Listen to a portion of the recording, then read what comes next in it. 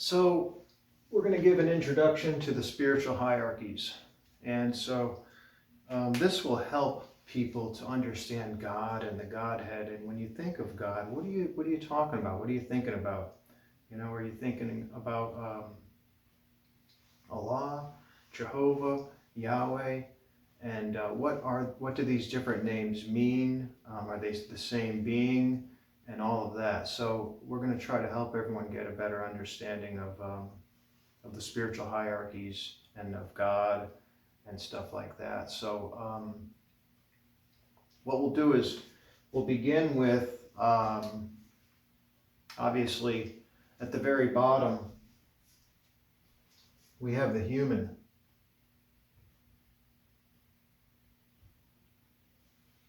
And our domain is Earth. Okay? So, now we will be at the stage of the angels during a future period that will be known as the Jupiter period, or the Jupiter stage. And so, you know, we're humans. We already know about ourselves. You can certainly learn a lot more in Anthroposophy about your true history and the true history of the world. You can learn about that in spiritual science from the work of Rudolf Steiner, which is the Rosicrucian Teachings. But right now we're going to move ahead to the next one up, which is the angels.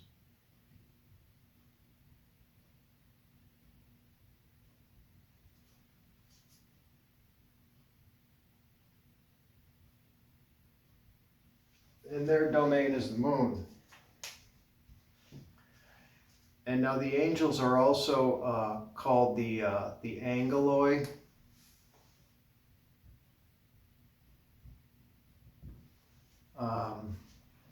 Which means messenger. And angel just means messenger, singular, meaning one. But there are many angels. They are water spirits, known as the spirits of twilight. And they are also known as the sons of twilight as well. And in Indian theosophy, they are called the Dhyani, or the Dhyani, if I'm pronouncing that correctly. And so just as the earth is the domain of humans, the moon is the domain of angels. And so I wanted to talk for a moment about guiding angels.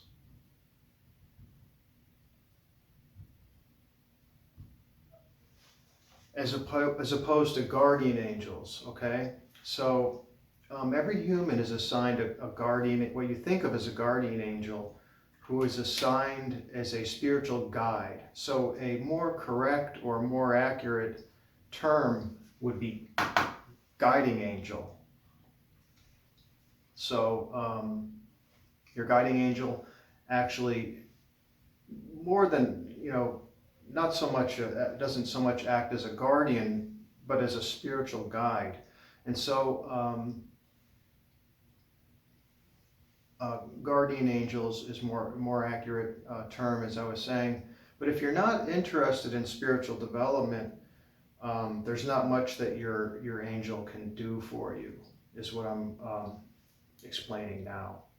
And so I'm going to explain a little bit about the relationship between the human being and their guiding angel. In fact, you can actually help or hurt your guiding angel.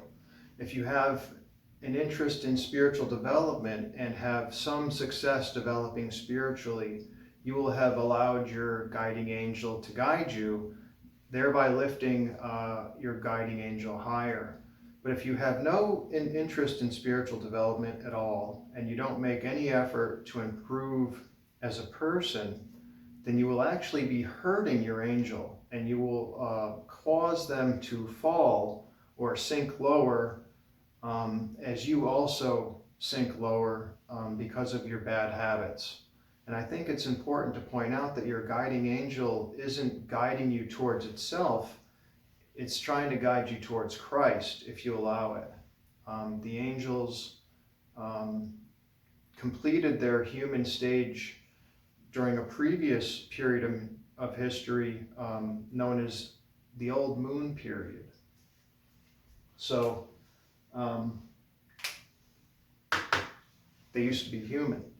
And that's what you're going to learn here today about the spiritual hierarchies is about the evolution of the human and of these different beings and stuff like that.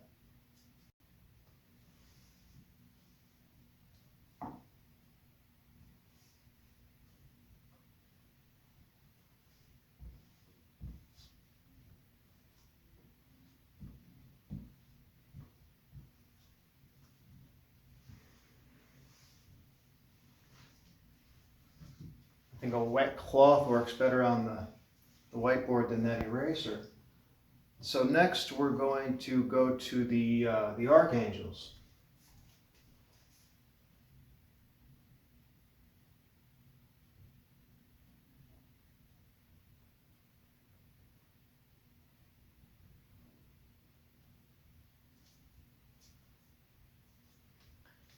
And the Archangels are also called the Archangeloi and are known as the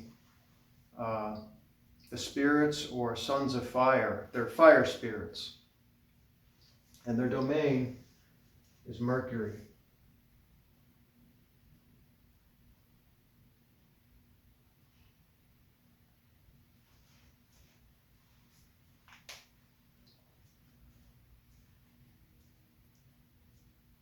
Due to their high degree of development, archangels can inspire and influence entire populations just through their influence, their mind control. There are many archangels, but today we will consider 12 of them. 7 of them are planetary archangels. They're known as the 7 leading archangels, and they're the 7 highest ones. And then there's also 4 seasonal archangels as well. And then I'm also going to talk about a 12th archangel known as the Archangel Guardian of Initiates. So first we'll take a look at the 7 planetary archangels. And so and right now we're talking about the 3rd hierarchy. So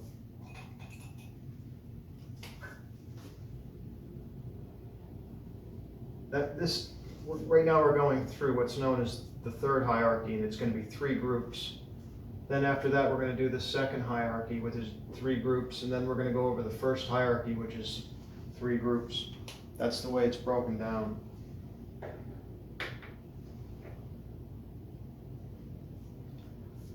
Now you have Erithiel, Saturn,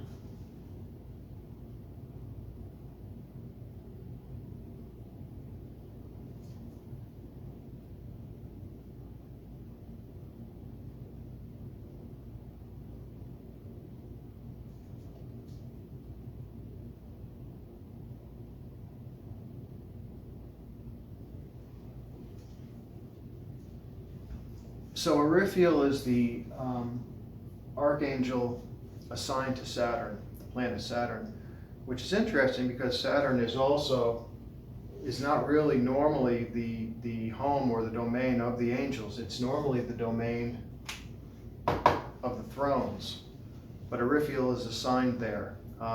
Zachariel is assigned to Jupiter.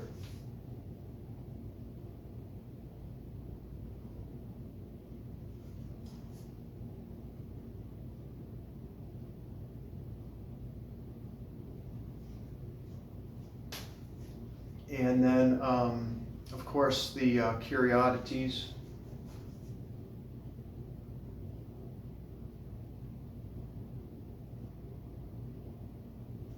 Kyriotetes are the beings that inhabit Jupiter. But Zachariel is assigned there, and probably as a intermediary or a messenger between the different beings, or between the human beings and some of the other beings. That's kind of my take of why they assign a archangel to each planet. And so Samael is on Mars.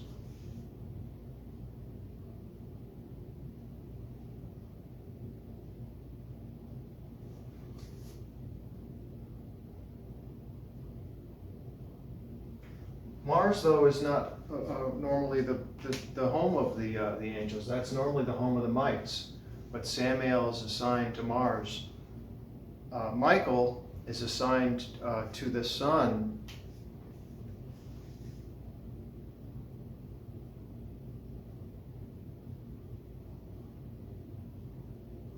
Which is normally the home of the Exousia,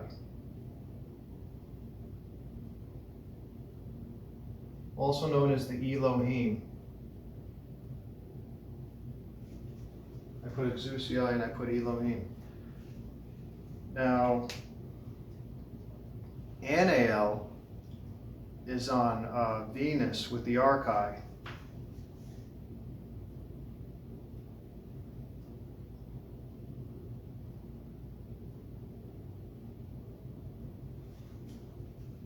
And so Raphael is on Mercury with the rest of the archangels.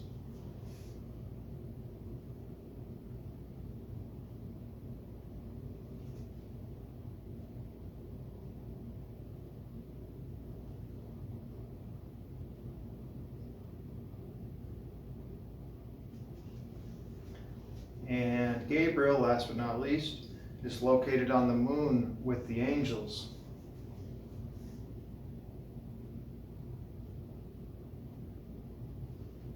Even though he's not an angel, he's an archangel, one step higher.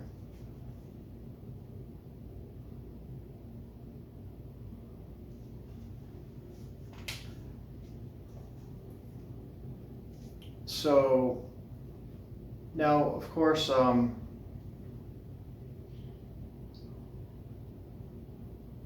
the Raphael is,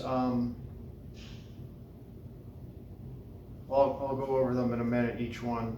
We'll start with Raphael.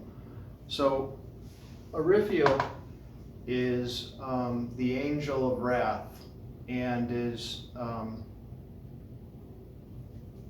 connected to the old Saturn as well. And then next is Zachariel. I just don't know much about Zachariel. That is the angel that I know the least about. Next is Samael. Now Samael is the ruler of Mars and is associated with war. And then you have Michael, who is which means the face of God. And Michael is the administrator of cosmic intelligence, and Michael has a flaming sword that was forged from meteoric iron, which is kind of interesting. And then next we have Anael, which means joy of God.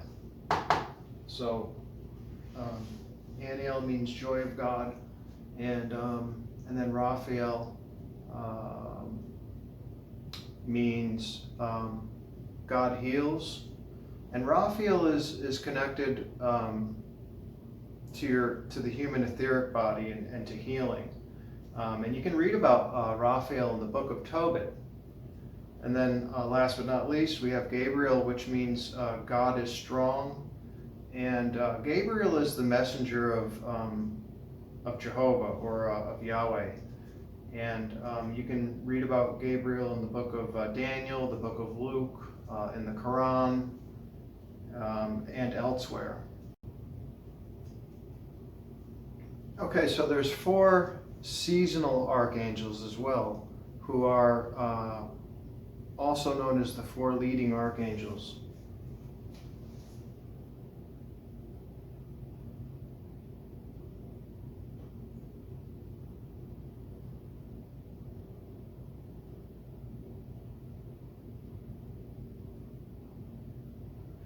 And you'll notice that the archangels seem to be a very special group that kind of is connected in a way to all the other groups.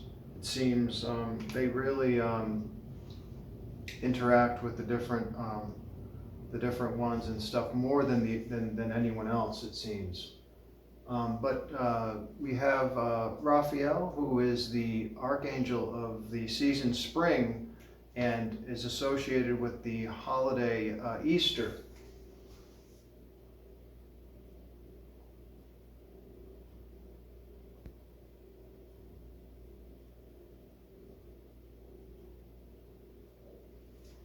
And then we have, after Raphael, we have Uriel, who is the archangel of the summer season and St. John's Day.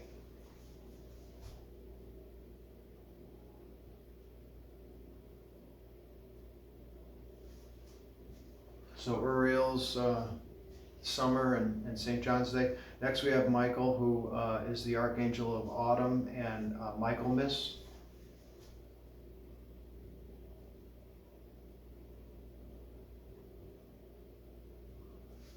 So I put autumn, which is just another term for fall. And then last we have Gabriel, who is the archangel of the winter season and Christmas.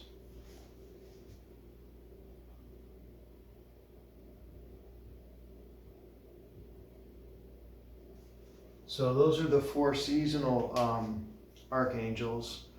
And then I wanted to also talk about a 12th angel. And that is the angel Phanuel,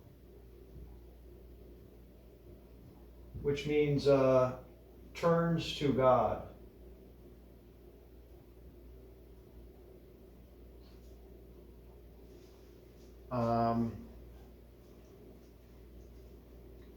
And so, or beholder of God. And so, Phanuel is the guardian of initiates, or all people who turn their lives over to God for improvement and transformation.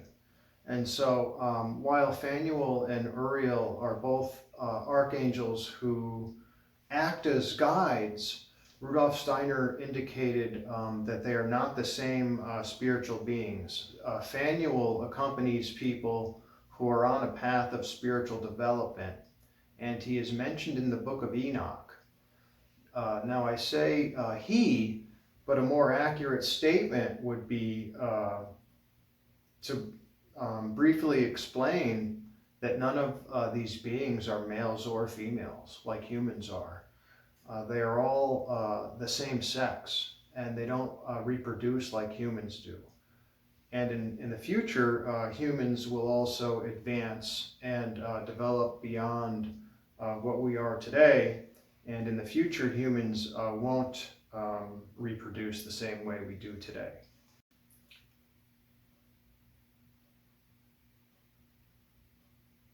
Everyone will be what is called unisexual, and will have basically we'll all be the same sex. And we will have advanced beyond our current way of reproducing.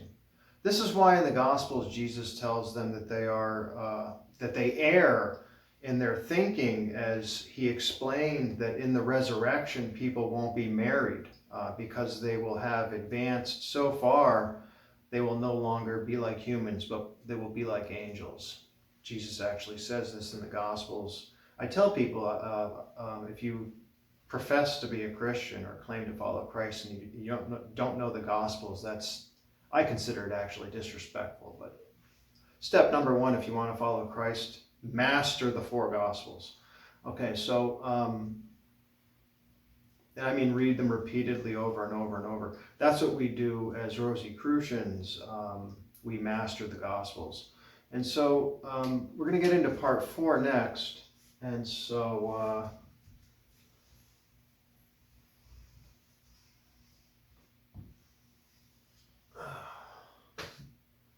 and in part 4 we're going to go over the next group, which is going to be the Archai, and their domain is Venus.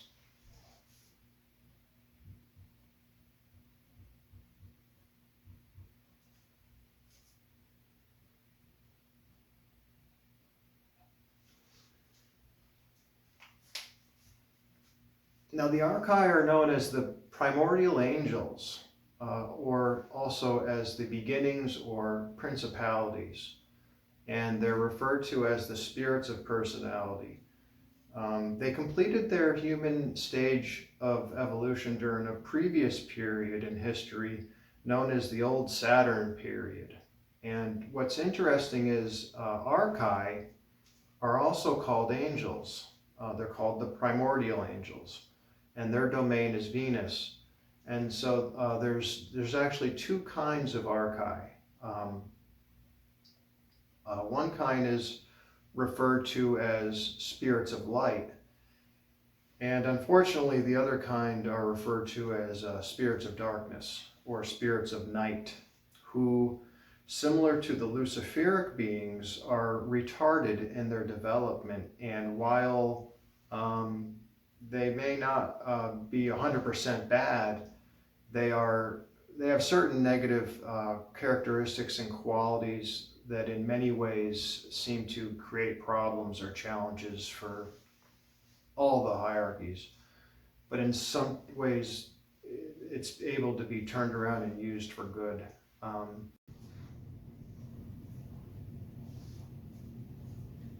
Now, the interesting thing is the retarded angels, known as the Luciferic beings who follow Lucifer, don't actually live on the moon like the rest of the angels do. They live on Venus, which is the home of the Archai. So just to explain that a little bit, of course, the fallen angels under Lucifer are actually members of...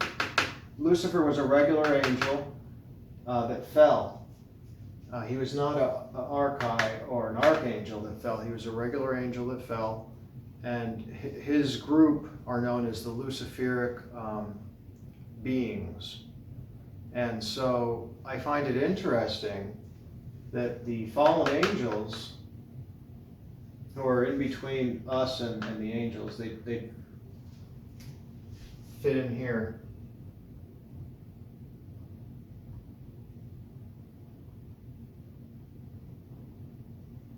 Well, their domain is Venus, where the Archai are. And I just find that interesting because the Archai also have their own group that kind of split off, and they're also considered backwards or negative or retarded spirits. And so I just find it interesting. Anyway, until about the 4th century CE, the Exousia referred to the Elohim, who are referred to as the Elohim in Genesis, were the bearers of cosmic intelligence. But then after that, the task has passed to the Archai.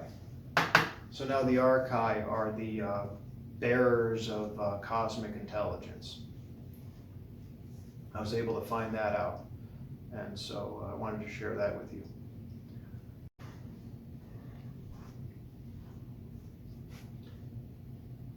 I'm going to switch colors just to show. Now we're in another hierarchy. This is known as the 2nd hierarchy, so we'll start with the powers. In Greek, the Exousia, also known as the Elohim by the ancient Israelites. In Hebrew, Elohim. And their domain is the sun. So, and Rudolf Steiner also calls them revelations. And due to their level of development, a planetary existence is no longer sufficient for further development, and the area they reside is what we see as the sun. The sun is actually the light of these Elohim, and in Genesis, the original Hebrew text is Elohim. So a more correct translation would be, if you look in Genesis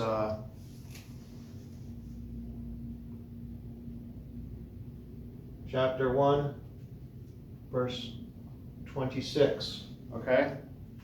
And if you go there, you'll see where it says, then God said, let us make man in our image. But if you study the original Hebrew text, where it says us in Hebrew, it uses the word Elohim. So us is the translation, but the original Hebrew text, this is what it says. It says Elohim, folks. I studied the original Hebrew text. Now, a more accurate translation would be, then God said, let us Elohim make man in our image. And so the point here is that the Elohim are plural, they're not singular. This is a group of beings. And so both Yahweh and Satan are Elohim. Now Rudolf Steiner refers to Satan in his work as Ahriman. Okay? So, Ahriman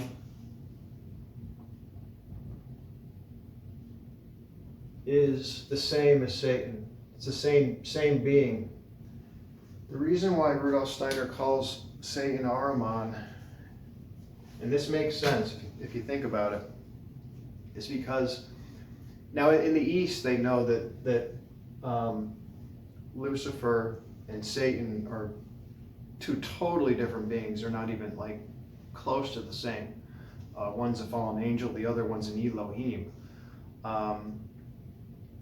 But in the West, and when we refer to the West, Rudolf Steiner made it clear when he refers to the West, he's talking not just about the United States, but he's talking about Western Europe and the United States. For some reason in the West, Lucifer is confused with Satan.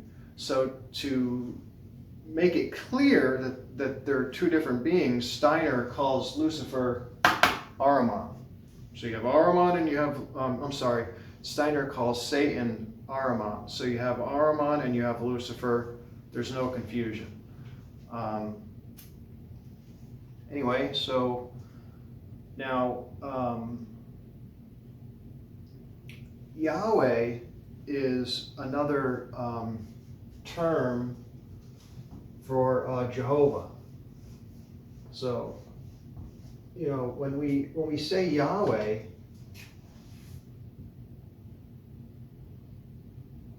you know, that's the same as Jehovah. Same being, same God.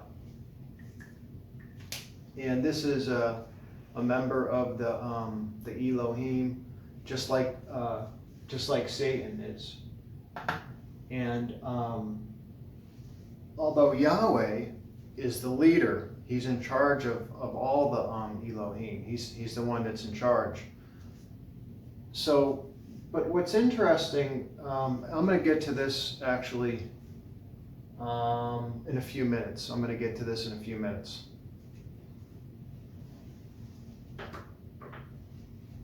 Let me...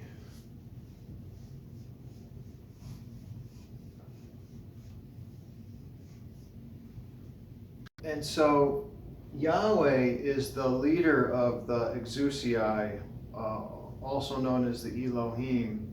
And later, Yahweh would leave the sun and take up residence on the moon to further guide the development of humans from the location of the moon. And so that brings us to the next group, which is the mites.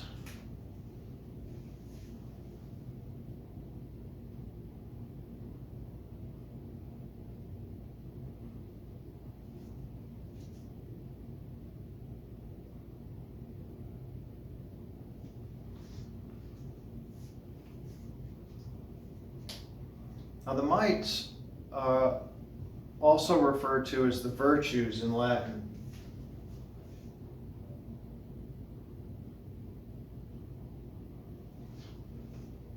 Their domain is Mars, and they're referred to as the dynamis in Greek, and in Indian Theosophy they are called Mahat, and are known as the spirits of motion. So in the interim between the Jupiter and Mars evolutions, a number of retarded dynami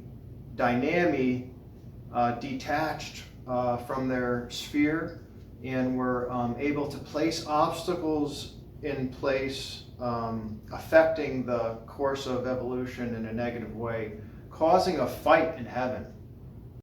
Next, we have the dominions, or lordships. They're also known as the lordships, and in Greek, the Kyriotetes. I know Rudolf Steiner tends to call them Kyriotetes. And they're on Jupiter.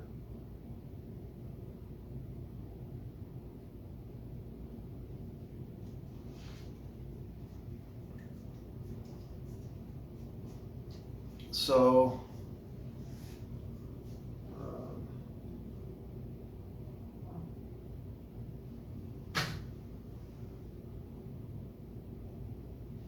Jupiter.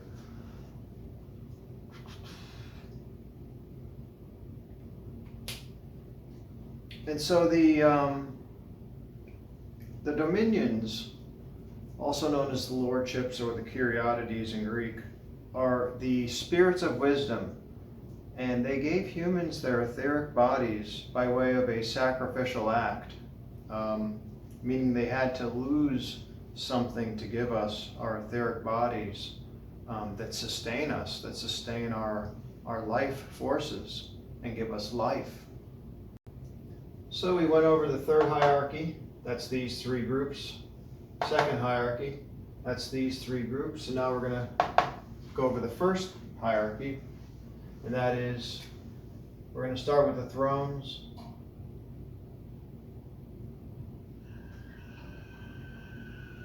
And they're on Saturn.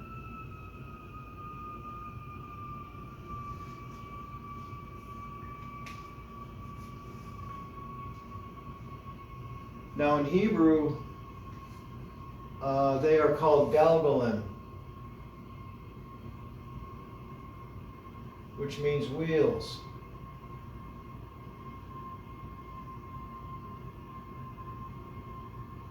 You're going to find this interesting, folks. So in Hebrew, they're called Galgalim, which means wheels, or Arlim, which means heroes.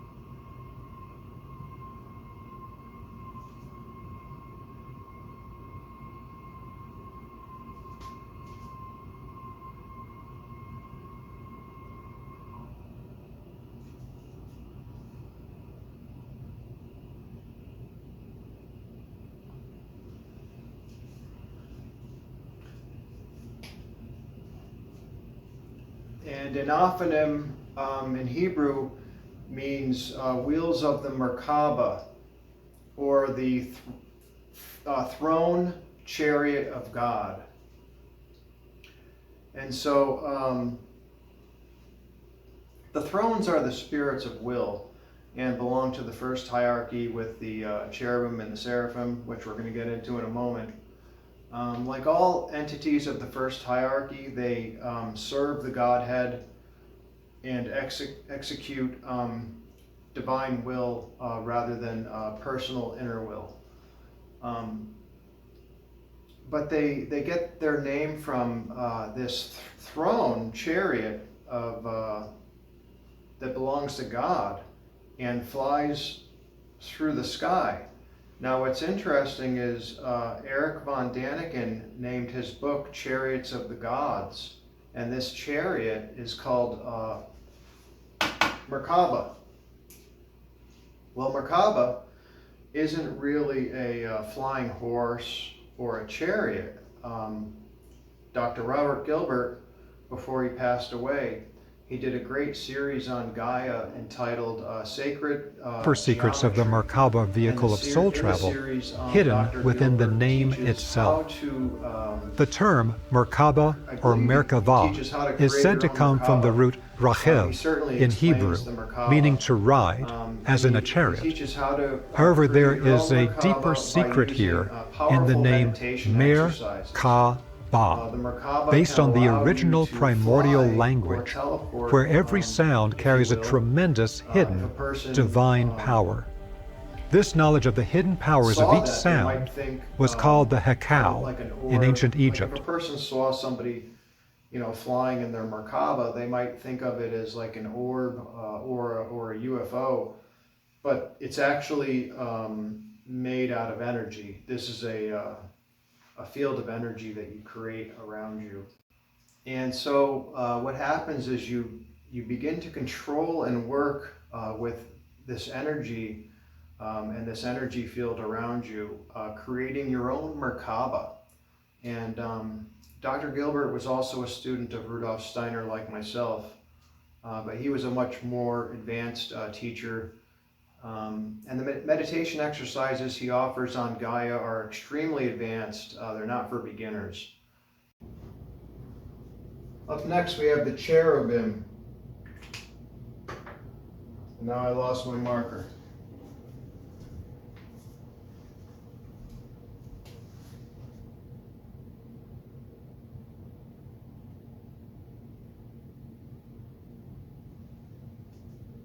And the cherubim, that means fullness of knowledge or outpouring. And their home is not on a planet, but it's in the constellations.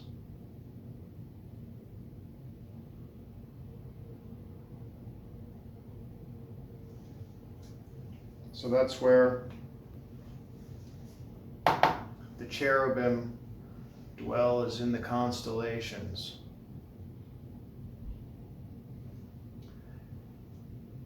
And so they are known as the spirits of harmonies. They have direct sight of the Godhead and execute divine will. They are zodiacal beings with their home in the constellations outside of our solar system. They appear as winged creatures with 4 faces. The cherubim have a close relationship with the archangels, who they help in various ways. Which is interesting because the cherubim are up here and they're in the first hierarchy. And then of course the archangels are way down here in the third hierarchy.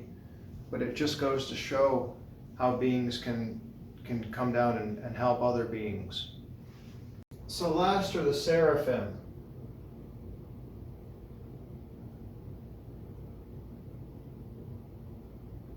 Which means kindler, or the burning one. And they are known as the spirits of love. They are in the presence of the Godhead that they serve and whose will they execute. they appear as human, or as wings, or as wings with a human face. And the Seraphim receive information from the Godhead and give it to the Cherubim. And then the Cherubim, what they do is they take the information and they figure out a plan and a practical way to use the information. And then next, what the Cherubim do is they pass the information down to the thrones, and then the thrones execute the plan. Similar to the chain of command in military, for example, in military hierarchy, which is similar to spiritual hierarchies. And so, and of course the Seraphim, they're not in our planetary system or in our solar system. Their home is the constellations.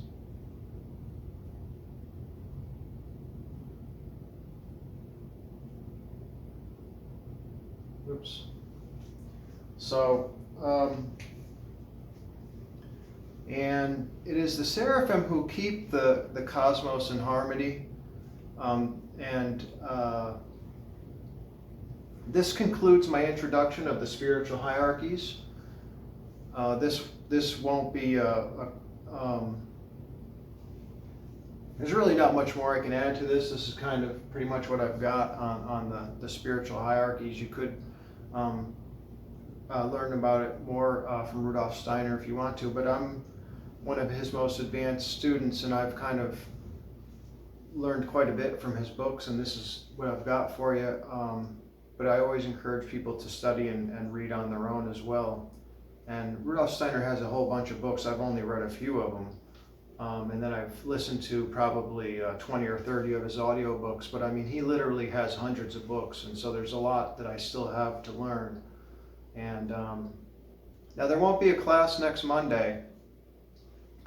But the following Monday on September 1st, I'm thinking about beginning another class that breaks down this book. Let me grab it for you.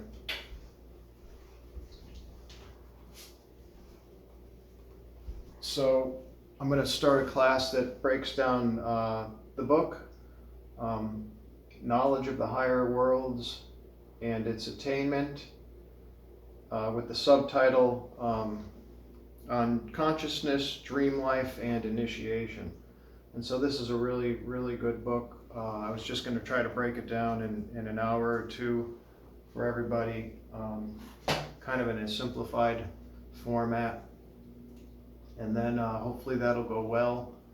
And then there's some more advanced books that I'd like to get into as well.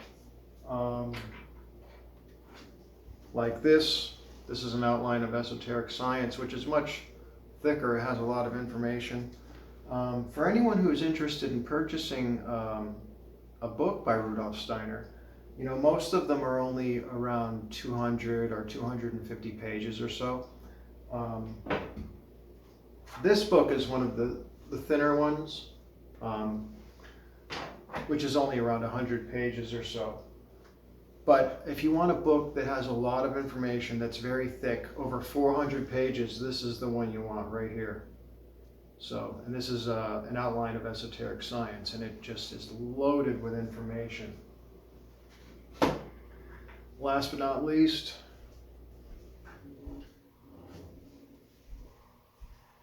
my plan, hopefully, is after I go over an outline of esoteric science with everybody, I'm planning on doing this. This is very advanced, very complicated. The fourth dimension, as it gets into advanced mathematics. So if you aren't good at mathematics, but you have an interest in it, you're going to love this. You don't have to be great at mathematics. The purpose of this is that we're learning, right? But it's cool because what this book explains is that it explains that as three-dimensional beings, we actually live in a fourth dimension. And that concludes today's class. Thank you for joining me.